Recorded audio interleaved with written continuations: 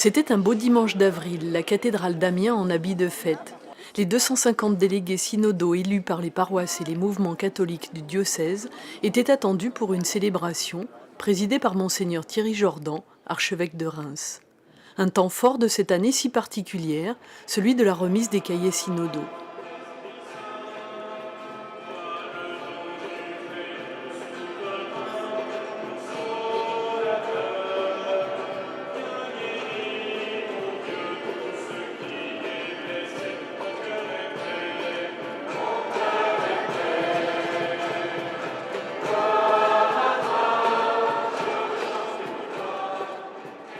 Un synode, qu'il soit universel, provincial, diocésain, un synode ne se réunit pas, il est célébré.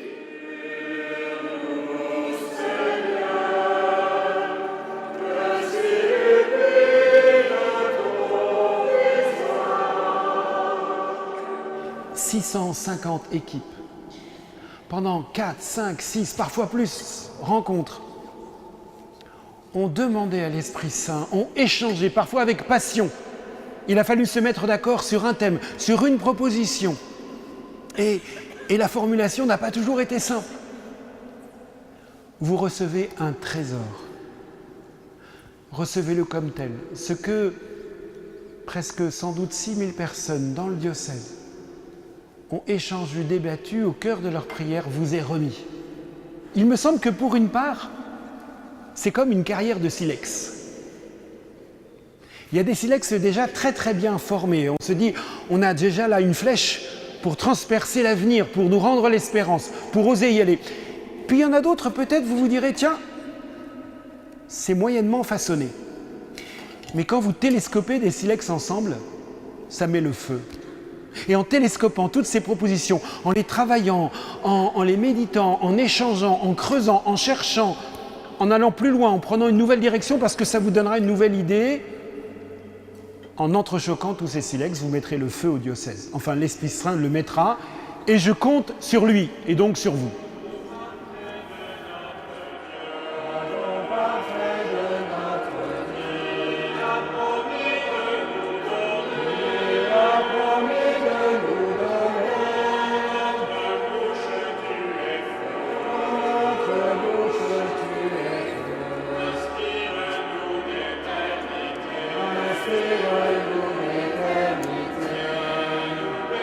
Un serment, puis une main posée sur l'évangile, des cahiers remis solennellement à chacun des délégués synodaux.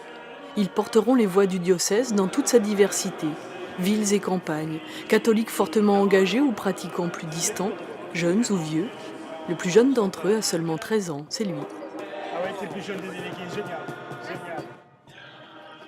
Sylvie, tenez.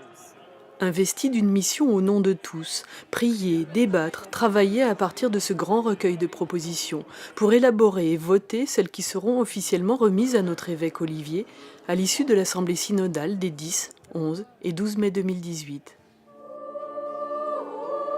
Rendez-vous sur www.synode-somme.com.